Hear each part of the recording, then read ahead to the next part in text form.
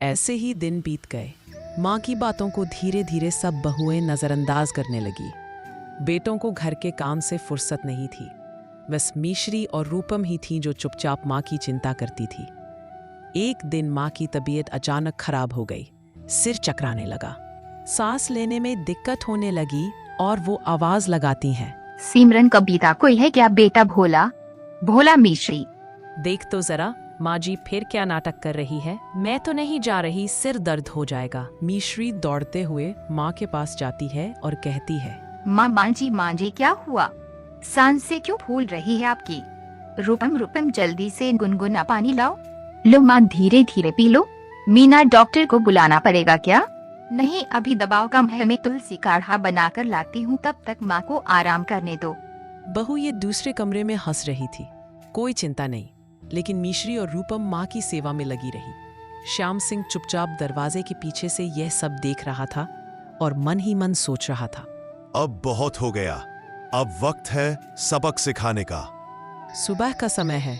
माँ की तबीयत अब थोड़ी बेहतर है। मिश्री काढ़ा लेकर आई है। रूपम पास में बैठी थी। श्याम सिंह बाहर जाने की तैयारी कर रहे थे। वो दरवाजे की ओर बढ़ते हैं। बाबूजी, आप अकेले कहाँ जा रहे हैं? मौसम भी बहुत गर्म है। कोई जरूरत हो तो हम ले चलते हैं। मैं शहर जा रहा हूं। भोला एक पुराना मित्र है, सेठ हरिदास, उसी से मिलना है। किस लिए बाबूजी? कुछ खास बात है क्या? बस कुछ जरूरी काम है। जरा सोचने का वक्त आया है, अब उम्र हो चली है। बाबूजी, टिफिन में पराठे और मिर्ची का अचार रखा है, रास्ते में भूख लगे तो खा लीजिएगा। अरे वाह बेटी, तू तो माँ की तरह ख्याल रखती है। ठीक है, चलता हूँ। श्याम सिंह जल्दी ही शहर में सेठ हरिदास के आलीशान बंगले पर पहुंचता है और श्याम सिंह से कहता है, श्याम सिंह, इतने सालों बाद सब कुशल तो है? घर पर नई बहुएं ठीक से तो है? कुछ गंभीर लग रहे हो।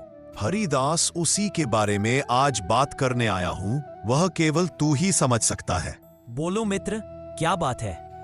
अब जीवन के अंतिम पड़ाव पर हूँ। 4 बेटे 4 बहुएं हैं।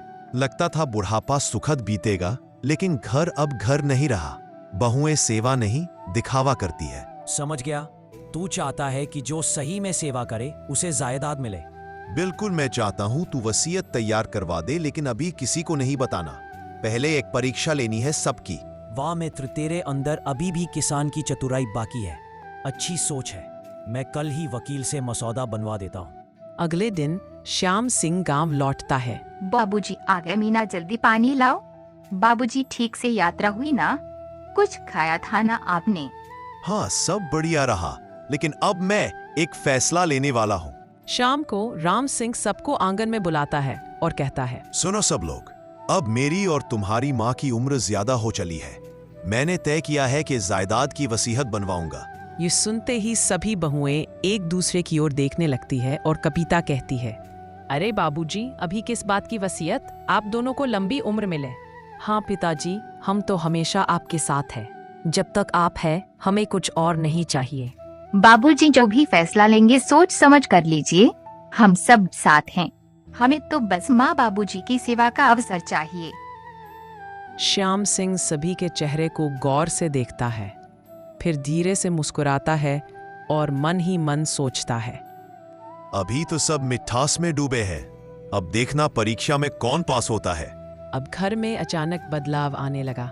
सिमरन और कविता माँ के पास बैठने लगी, उन्हें गर्म पानी देने लगी और पैर दबाने लगी, लेकिन सिर्फ दिखावे के लिए। मिश्री और रूपम पहले जैसे ही बिना बोले अपना काम करती रही। एक रात श्याम सिंह और माँ बात कर रहे थे।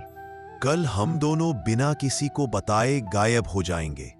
देखना कौन क्या करता है इस घर में।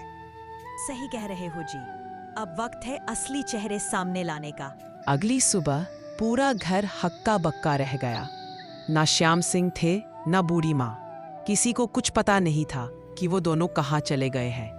दरवाजे पर बस एक चिट्ठी रखी थी और चिट्ठी में लिखा था, जब तक हम लौटेंगे घर की जिम्मेदारी तुम सबकी है। इस हफ्ते कौन क्या करता है, सबका मूल्यांकन होगा। सभी बहुएं और बेटे चिट्ठी देखकर चौंक जाते हैं।